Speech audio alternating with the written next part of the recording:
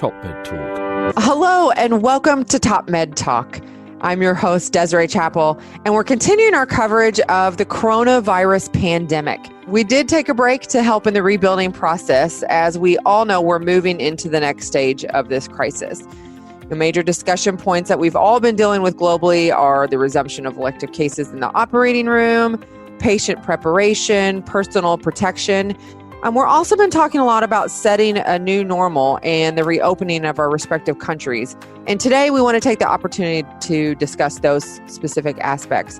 Joining us is our Top Med Talk producer, Nick Margerrison. Hi, Nick. How are you?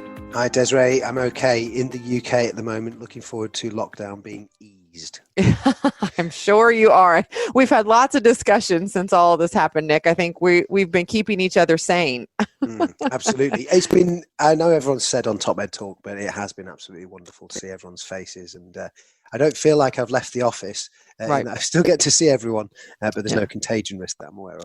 Yeah. But the one downside of working so much is the fact that you are inside all the time. So I know a lot's been happening, and we'll get into that here in just a little bit more about what is on the horizon for getting out of your house, because I know you're excited about that. Nick, for some of our listeners who are not familiar with your background, can you give us just a little bit about what you've done in your previous life before Top Med Talk? Yes. So I'm the producer of Top Med Talk, and I think I would have produced and listened to every single episode we've ever made. On the other hand, though, I used to work as a political commentator and political radio show host. So I worked on LBC in London, and I've worked for the BBC, a number of other stations. And there's a political element to this story, so I'm going to be helping to give a bit more detail to that. Yeah, sounds good. All right. Well, with us today, as our very special guest, is one of our partners in Top Med Talk, Martin Howe. He is also a human rights lawyer of worldwide acclaim. And we're going to discuss specifically, like I said before, the reopening of the UK in the coming days and the civil rights implications of that. Martin, how are you? Very, very fine, Desiree. Very fine. I'm actually here in a sunny 25 degrees London. Probably more cautiously looking forward than Nick, perhaps, to the easing of the restrictions, given the numbers still over here. But I've got lucky enough to have a nice garden. I mean, yes, you do. Don't I feel for the people who are stuck in blocks of flats or the accommodation just doesn't have an outside space. Yeah. Absolutely, their own personal fantastic use out of the garden at present. Really enjoying it. Yeah, good. Well, Martin, you have been working tirelessly continuing to work tirelessly during the epidemic, just from home, like all of us have been. For our listeners, Martin, can you give us a little bit more about what you do on a daily basis? We have had you on the podcast before, delivering a very moving presentation at our EBPOM Dingle meeting discussing the Grenfell Inquiry. So can you tell us a little bit more about all that? Yeah, well, on Grenfell, I am a civil litigator, and I deal with, I suppose, what you would describe as social justice cases in the main. Human rights is an umbrella term that covers all of those type of areas. And the Grenfell case that you refer to is a national disaster that happened here in June, the 14th of June, 2017, when a 23-story block of flats went up like a Catherine wheel candle. It caught light. The cladding that was on the outside of the building was highly flammable, and the place went up within 30 minutes. The disaster meant that 72 people died in the flats, and many others were seriously injured by it. So when I was at Dingle, I spoke about what was called phase 1 of the report. There's a public inquiry going on, and has produced a report. That public inquiry continues, and we're into the second phase. So we're looking at not what happened on that night, but why did it happen. So it's perhaps an even more interesting part of it, certainly as far as public safety and lessons to be learned are concerned. I mean, obviously, those who are bereaved or those who survived the fire are absolutely at the heart and the centre of it. But there are more general lessons to be learned from it, as they say, that will be certainly applicable in the UK and in all likelihood worldwide. But like every other business, law got clamped down and shut down effectively in March, and the public inquiry stopped having its public hearings on the 16th of March, in the middle of sort of people giving evidence. Now, it is likely to restart come July. That's the aim anyway, subject to all the inconsistencies and uncertainties that we have with how this awful disease is developing and moving and shifting. So, but if things go right, then by mid-July, the public hearing should be up again, albeit in a different format. You won't have crowds there. There'll be strictly limited numbers that can attend, with the rest actually watching it online. So it was either do everything remotely. It is a possibility, but you lack the families who have been bereaved and who have been injured. You lack their ability to sit there and stare the perpetrators in the eye and hold them accountable. That's the seriousness and the accountability that comes with that must not be lost. And I think it would be lost by pure remote hearings. So we've got a situation now where people will be called to give evidence. People will be there and examined by barristers, your attorneys, and the chairman will be there questioning, and then there'll be everybody else, as I say, watching in online and firing questions in. Not ideal, but better than abandoning, or better than, I think, unfortunately, in the present circumstances, waiting to see when we get back to a normality. Can you tell me, what would your definition of that terminology? What does that mean to you when you're representing people who have, that those rights have been infringed upon? The bedrock of human rights is that it's the equal treatment of individuals before the law, and it is their treatment with dignity. So you can then go into where, for example, right to life. The right of a person to have their life preserved, which particularly applies in the COVID situation, because you've got governments that have got positive obligations upon them to ensure that the safety of their citizens is primarily looked after. It's almost like a state of war. You've got rights to be treated fairly in any sort of process that you're in, and that includes the way that regulations are being applied or not applied. We'll come on to that, I think, later with Nick. Issues about family rights, the right to family life. I mean, Desiree, you probably haven't been able to go and see your mum and dad and your relatives in a way that you'd want to and wish to. I certainly haven't been able to. I've got a son in Bristol that I don't see. I've got parents who are living over in Ireland. I can't go see them. I've got brothers here and nephews and nieces I can't see. So my family life has been affected. That's another fundamental human right. And our right of assembly, our right to be outside in a crowd with everyone else, attending a baseball match or a football match. Those rights have been taken away from us. Now, they have been taken away because of a bigger threat, which is, as I said in the beginning, your right to life and an obligation upon a state to ensure that is preserved where it can be. And that's the tension that's here. In this particular instance, it's the tension between ensuring that the spread of this disease is contained and doesn't create an unnecessary threat to life, as against the other freedoms that I spoke about. The right to assemble together, the right to have a family life, the right not to. I mean, someone might say that the fact that you're locked down in your house, almost like a house imprisonment, house arrest. We're all under house arrest, and to an extent we are, and we are living in unprecedented times. In fact, in the UK, the rights that have been taken away from citizens are more than were taken away during the war, during the Second World War, the big war. So these are quite extraordinary times. I hope that gives you a flavour for what is meant by human rights. So those aspects, it then fits into particular acts or particular regulations or particular actions. But that gives you a sort of a bedrock flavour. Yeah, and I mean those are the fundamental rights. Now, does the government, I guess, in your law system there, judicial system in the UK, is there a time for instance, like now that we're in this pandemic, that it is legal to suspend or, canceling out rights there. I cannot go out and meet with a group of friends. Yeah. And that could be, the normal areas of where that's applied, like, for example, trade unions getting together, or our right to march in protest. Or church, assembly of religion.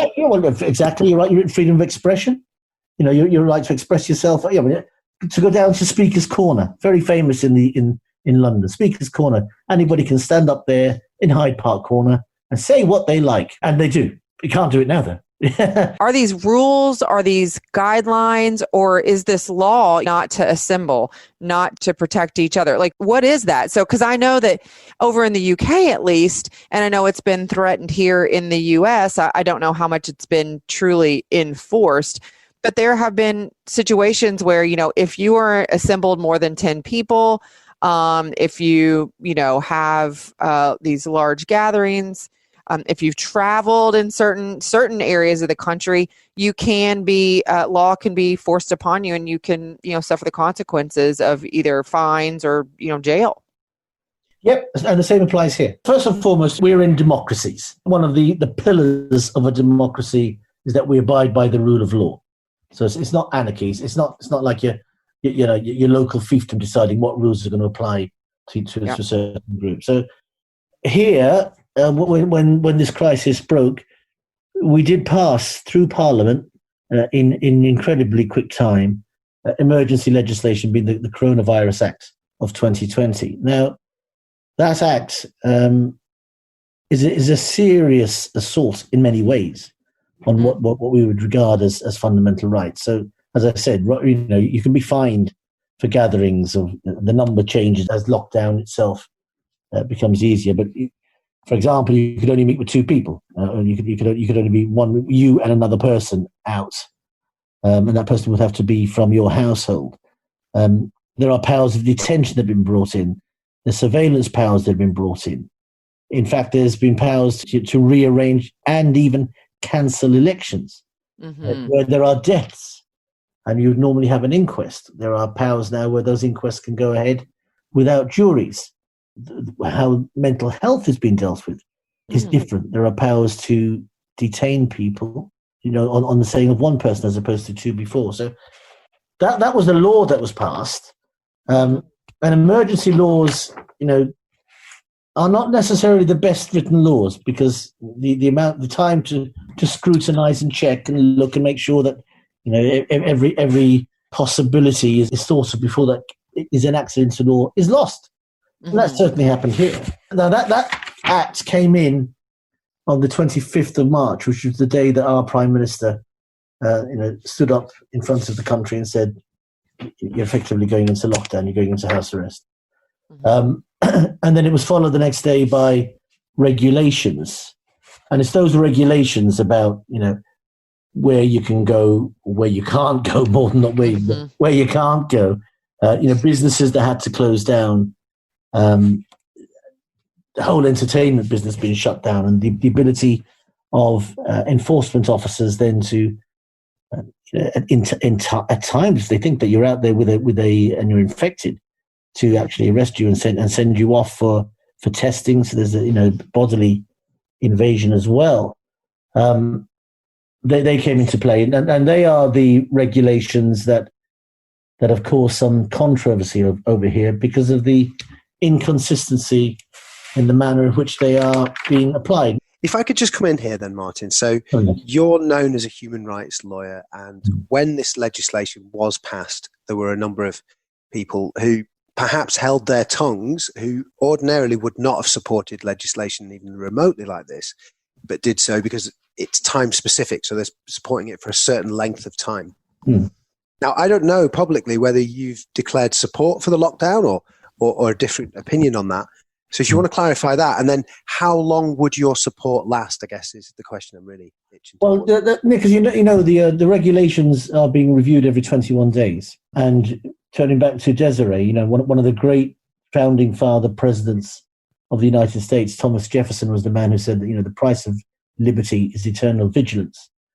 So people like myself and others, some of them people far greater and far more in tune at times than myself, are keeping very careful eye on what's happening here and monitoring it and logging it and checking it. But I too, I work for a significant trade union whose workers have been, for example, affected significantly, and we think about PPE, personal protective equipment, or again the lack of it, or the insufficiency of it, and or the lack of employers creating safe working spaces in this crisis. There are over 100 sort of mainline transport people, bus drivers, train drivers who have succumbed and unfortunately died through this. I mean, there's well over 100 frontline care workers, doctors, nurses, cleaners in hospitals who have died. And I will be looking very carefully and very closely at whether any single one of those deaths was preventable. There will undoubtedly, and I'm sure this will be a worldwide issue, but there will undoubtedly in the UK, whether it's going to be part of just simply a UK process or a wider process, there will be a public inquiry like no other into what has happened here, and to see the reaction and the speed with which countries and states performed. I mean, it is quite an astonishing fact that when you look to the east, you look to South Korea and you look to other areas in the east where the levels of death have been significantly less than here. And we're talking here, in London, talking to somebody in the States. It happens to be the two worst performers currently as far as managing to keep numbers of deaths. But you think about it this way, Martin. I mean, in the UK and US, when's the last time we dealt with a true, pandemic of this sorts, where epidemics in China and in those areas of the world, I mean, they've dealt with SARS, they've dealt with all these different types of flus. I mean, they've essentially been prepped for something of this magnitude because they've had to deal with it before, and none of us have had to deal with it. Doesn't mean that we shouldn't be prepared for it, though. Precisely. We should be grateful that they didn't hit us in the same way as it hit other areas, but it gave us the warning. There's no excuse for not being ready, and quite honestly, not only is there no excuse, in fact, we did practice. Over here in the UK, there was a run. In 2016. There was a test run of what will happen if a pandemic hits us. Oh, not as if this was unforeseen. Yeah. But then when you're sitting in situations of austerity, when you're sitting in situations where funding is not being put into our National Health Service, where funding was not put into the stocking, preparing, and buying of PPE, then you end up getting caught with your pants down. You're there. And you're not ready. Yeah. So to come in here from the political point of view, in the UK at the moment, we have scientists from the Scientific Advisory Group for Emergencies, known as SAGE, advising that an early easing of lockdown could cause a second surge across the UK. And we've had discussion about that on Top Men Talk as well. So on the one hand, we have that driver in our society, but on the other hand, we have a bizarre political world where we have major political figures who have not adhered to the lockdown. So there's a friction there. And I wonder, Martin, from a human rights perspective, people who work in human rights, as that conflict develops, is it possible that people will, from a human rights perspective, start to question the lockdown? Or do the health of our citizens outweigh those concerns? No, they will do. And of course, our laws are enacted through our parliamentarians who are elected by us, and there's a consensual process in all of this. But once you start thinking that there's a rule for some and not for the others, where you think there's an elitist rule going on here, where those at the top who make the rules then don't live by the rules, then that gives an awful public health message. And the situation that you've been thinking about there, Nick, and I'm going to talk about, is where our Prime Minister's chief advisor, his right-hand sidekick, a fellow called Cummings, unfortunately, his wife fell ill with coronavirus. And then he then engaged in a number of actions which very many people, including myself, think amounted to breaches of the regulations that he'd put together. When finding out that his wife was ill, he ought to have isolated and stayed at home himself. That's what's been asked of the rest of us. He didn't. In fact, he went back into Downing Street, back into the Prime Minister's offices the next day, and then lockdown happened. And what they were asking everyone to do was stay at home. I think it was the same was going on in the States as well. Stay at home, protect our health service, and save lives. But this man, in fact, got in his car with his 4-year-old son and his wife being unwell. Why, quite frankly, why he and his son would risk themselves in a lengthy car journey, 264-mile car journey to his parents' estate up in Durham is beyond me. But that's what he did do. Again, most people would say in breach of the regulations. There's a slight little exception in there saying if childcare becomes an issue, then you might want to do something else. But there's 101 things you could have done other than go, on a trip up to Durham on a 264-mile trip. And then even when he was up there, everyone else having to stay stuck in their house, he makes a trip on. It happens to be coincidental with his wife's birthday, after she's thankfully come out of the illness. They take a trip off to a beauty spa. 30 miles there, 30 miles back.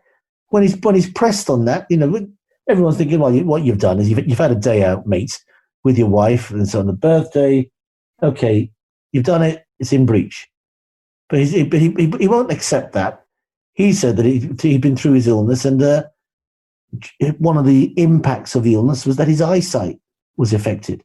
And he decided that the wise thing to do was to drive 30 miles there and 30 miles back with his 4-year-old son strapped in the car and his wife in it as well, to test his eyesight. Thank God. Thank God it seems to have been okay. Because, no doubt. If it wasn't, he would have been on the road. Absolutely. For everybody, thank you very much for your decision to test your eyesight. You're putting every other road user around you at risk. And then also, his wife, who's a journalist, did a significant blog a few years ago about a road trip that she took when she was driving across Texas. So why she didn't actually drive is another inexplicable factor in this case. But the bottom line is that you've got somebody at the very top of government, the right-hand person to the Prime Minister, who 80-odd% on a poll published this weekend, 80-odd% believe broke the rules. And he didn't resign. He wasn't sacked. That's a one-off example, but it's an important one because it gives the wrong message. It completely undermines the message that you can believe in what the government's saying and you should be doing what the government. They're asking, as I said earlier, they need our consent in this. They need us to buy into the idea that these restrictions, enormous restrictions on our freedom, is the right way forward here. But when you've got examples at the top that just fly in the face of that, then you mind the whole thing. Yeah. So, we're dealing with that here in the U.S. as well. There's definitely a discrepancy between what, the executive branch and what scientific advisors are saying. Those don't always align. And I think that obviously is happening there. When there is kind of non-compliance, that's just scientific advice. That's not even kind of what the, regulations are saying. Many of what's happening here in the U.S. is determined by each state. So, that's something to consider. But, all of this bizarre activity, all of this, craziness in the upper levels of government. I know things there as you say before, are going to be easing here in the coming, days and weeks. Do you already see non-compliance with a lot of, what the regulations have stated before? And how do you affect kind of, the upper levels of government, their non-compliance as affecting, how the general public are going to be dealing with this stuff going forward? Well, that's the hard bit. The answer to all that is yes, we are easing. From tomorrow, for example, you can meet, 6 people can meet in an outside space, be it in a park or be it in your garden. People are going back to work. Schools are going back. So certain classes, certain years are going back. So they're all going back with this sort of the mantra that you must keep social distancing. You've got to have this 2-meter distance between you. But again, there's pictures in the newspapers, watching the television of crowded beaches, crowded parks, and there's clear breaches going on. There's, people aren't abiding by it now, and the Cummings effect is in there. Why should I abide by it when they don't? Now you should do, because what he's done is something that's flies in the face of the scientific evidence. This idea that tomorrow's the first day of summer, great. So we can all go out tomorrow. It's summer, spring is over, but you're going outside and COVID's gone. Nonsense. It's not like a storm. It's not like a passing storm. It's not like it's gone on elsewhere and it's blown over to the Bahamas or wherever. It hasn't. It's sitting out there waiting to come you. And we're having 8,000 new infection cases a day. We're fast approaching 40,000 deaths. This R rate that we speak about, the rate of infection, it needs to be below 1 for obvious reasons. There's for each infection, you got less people being infected. But once it gets to 1 or above, then there's an exponential growth. And we're all talking about a second wave. Well, I can tell you for sure, a second and a third wave is coming if people don't behave in the way that they have behaved to date. We did get the R rate down to about 0.5. We did see the numbers starting to come down. And you want, but without a vaccine beside it, then there's that risk. Without vaccine, along with the social distancing rules, then you run the risk of this thing running away again. And you were saying earlier that the Eastern countries have had these other pandemics to deal with. When's the last time we had to deal with something? Well, you think back to the 1920 Spanish flu. Mm-hmm. I wasn't alive then, thankfully. But so between 50 and 100 million people died. Yeah. So these are not things to be toyed with. The numbers of deaths, still, what we're talking about, 400,000 people probably died worldwide currently from this current attack. Mm-hmm. But that number will continue to increase unless something drastic is done, unless governments act responsibility. And that's why the example of Cummings getting out there and effectively putting his fingers up to the rest of us, treating us, it's like knaves and fools, treating everyone else as fools. You got these knaves up there deciding that the rules don't quite apply to them. You need consistency and clear leadership. If you don't need elitism, you don't need an us and them, and that's what's coming out currently. Yeah, us and them, and that weakens the public message. As that argument develops, there are people who will start to use the language of human rights. And listening to what you're saying, it's clear that there's a serious question there about these temporary laws. I'm wondering what it would be that might make you join calls for an ending to the lockdown, or is that not something that you would currently consider? I'm trying to place your position on it a little bit more, Martin. Yeah, well, my position on it is, the fundamental right I'm talking about, which is a state's obligation and us as individuals to protect life, is about as fundamental as it gets. And until the science tells us, and the evidence is there to return to a way in which we had behaved beforehand, then I think we are being reckless in risking the increase of a pandemic that can only get worse if you don't take appropriate steps. And we have managed to control it to an extent by taking, drastic, draconian emergency steps, but they were necessary, and they have slowed the thing down over here. Still the second worst performance in the world on it. But thanks for highlighting that, Martin. Who's the first? you got the number one badge, 100,000. But I suppose if you look at the population-wise, you what are you, 350 million? and we're over here 60 million. Proportionally, we get the gold medal. Yeah, which is it's so sad to get.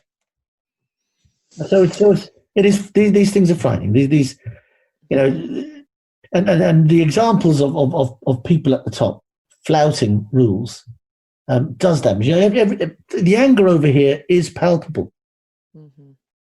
Parents have been separated from their grandchildren, and there's their own children and their grandchildren. People have died, and their relatives haven't been able to go to their funerals. Kids have been born, and no one's been able to go and see them. We have bought into it. The country has gone with what they were asking, and then when someone who's actually written those rules and is up there promoting these rules and asking us all to do it doesn't abide by them, what are you to say? How can you gain respect for the rules? How can you get consensual respect for the rules when the people who are making them don't abide by them? Yeah. I wonder if we look to the future with this one, where, Martin, would you recommend people who are listening to us get information about the nature of the lockdown and accurate legal information? Obviously, there's a BBC website. I just wondered if there were any other sources you might want to recommend. Yeah, I would do. I'm like, if you're going to look at the human rights aspects of it, I was a director of, and I was a council member of the National Council for Civil Liberties. It's called Liberty. It's always worth having a look at. Liberty are one of the organisations I spoke about earlier who are keeping a very careful eye on these matters and are monitoring it very closely. So, to my mind, that would be that's a primary resource to go to. And then, what indications would we get that maybe the time had come for changing our opinion on lockdown from a human rights perspective? Is there anything that would make us think that we should change our mind on it from a human rights perspective? Things we should watch out for? Yeah. Well, from a human rights aspect, it's human rights aspect is equal treatment of people in a dignified way. So you're not going to not putting people at risk. You're not putting your neighbour at risk. You're not putting your friends at risk. You're not putting the school kids at risk. You're not putting workers at risk. So that's going to be based on the science, Nick. That will come down to really will come down to the development of a vaccine. And until such time as that's in place, it is our duty to everyone else around us to ensure that we do everything that is possible to protect our own lives and those of others. Martin, can I ask you one question related to that? Because this has been a huge issue here in the U.S., and I don't know how it is there in the UK, but mask wearing, we know that it reduces the transmission and spread, and it's not protecting yourself necessarily, it's protecting those around you when you wear a mask. And a lot of people here in the US say it infringes upon their rights, and they shouldn't have to do it if they don't want to do it. Would that fall into that category as you have to protect other people and you can mandate that people wear masks? Yes, is the answer in the end. I mean, the evidence still isn't concrete on mask wearing or not. We started off certainly over in the UK where it was lukewarm guidance from the top about wearing masks. It has firmed up over the last few weeks when there has been this sort of move towards loosening the restrictions. Public transport is a significant issue for us. It's okay saying to people, work from home unless you need to work in your office or wherever, and then they start to encourage people returning. So the construction workers have been encouraged to go back. From tomorrow. I don't know why they necessarily picked on car sales rooms, but nevertheless, for example, car sales rooms are open, but they're opening up the doors again. Mm-hmm. But how do you get there? You say don't avoid public transport because that's where it's likely to be crowded. But please go back to work. How are you going to get there? Yeah, and then they started talking about masks being worn on public transport. And masks being worn where you're in and around any crowd. And you're right. It's not PPE for you. It is more to prevent you passing on your own coughing or just reducing transmission. I was just curious about that. But back to Nick's question about, kind of looking forward. When do we when the science dictates, that's when we'll see a change in lockdown. I'd like to think that most sensible people, most reasonable people are evidence-based thinkers. We can't work it out for ourselves. We then rely on the experts. And the experts are there. I mean, the experts here are being very cautious about what's going on.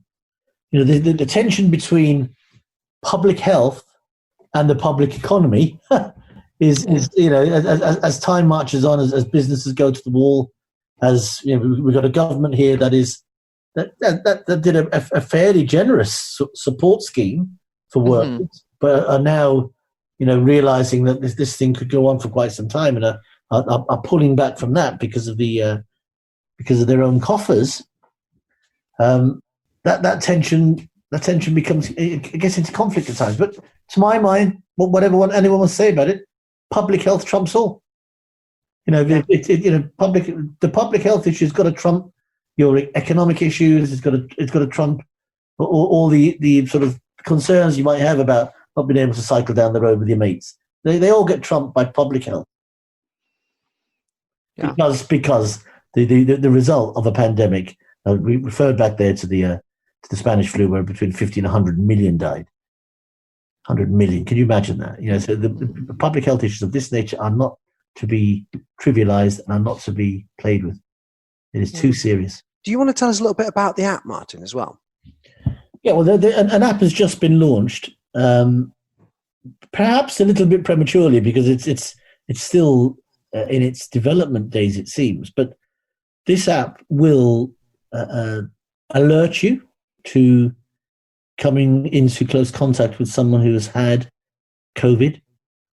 You will then have people, there's 25,000 reporters, called alerters, been employed by the government to then contact individuals who have been in the proximity of infected people to go then and self-isolate. Now, yes, that the ability to track, trace, and isolate, in addition to development of a vaccine, are the two key weapons that a state may have in trying to control the spread of this disease. But that comes again at an enormous price. I mean, I think in the UK we are the most surveilled country in Europe. We've got something like 4 million CCTV cameras sitting around our streets, let alone those of private households who have their CCTV cameras, including myself, on that part of it. And shops, for example. There's you can't go down the street without being, without anyone knowing your tracked and your movements. You go to a train station, you buy a ticket, you put your card in. You are tracked and traced left, right, and centre, like in a way that no previous generation has been surveilled and watched. And now we're about to increase it significantly with this app.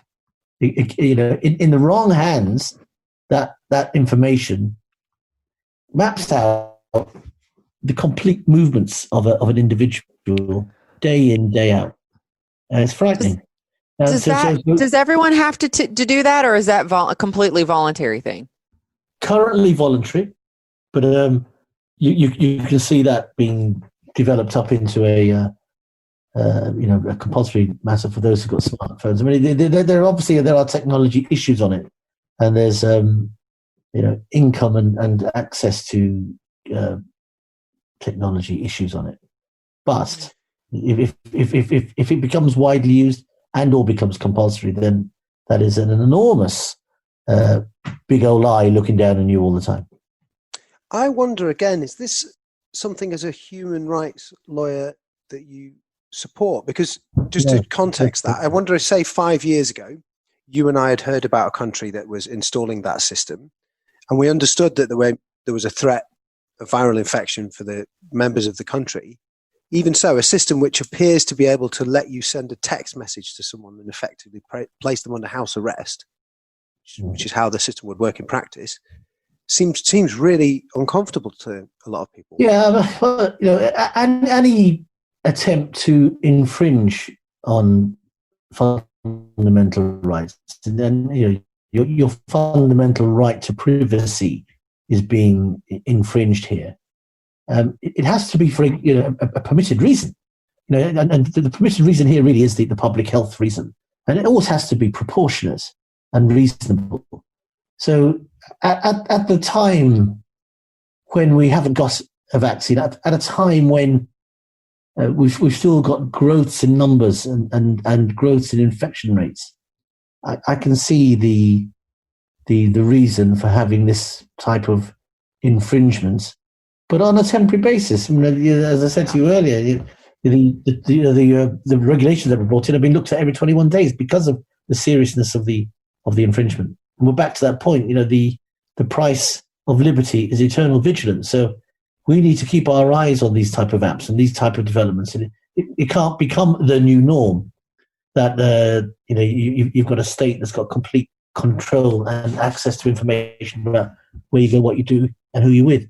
Excuse me. That would have been absolutely condemned as a Soviet communist type of plan, as a sneak way to try and completely control the masses. And here we are buying into ourselves. Yeah. Well, Martin, again, thank you so much for joining us. I think that's a good place for us to wrap up. Again, we appreciate your expert opinion and authority on this. So hopefully looking forward in the future to revisit this, because this has just been an extremely unprecedented times, dynamic situation for everything from, our world in medicine to your world in law, which, definitely intertwined at this point. So, we really appreciate all the work that you do, and hopefully we can catch up about it soon. So thank you so much. Top Med Talk. Great. So Nick, see you at EBPOM soon. Yeah. Well, that's what I was just going to tell everybody. So EBPOM is on, folks. It is on. EBPOM London 2020. We will be live from London from June 30th to July 2nd, live from London. We'll be coming to you with all of the amazing speakers that we had lined up before COVID, and probably even more. So lots to come. We'll have more information coming out on the website. Be sure to check back daily. Now, £150. It is a very small fee just to get you full access to all the amazing speakers for EBPOM London 2020. Be sure to check us out on social media, Twitter, Facebook, LinkedIn. We are there.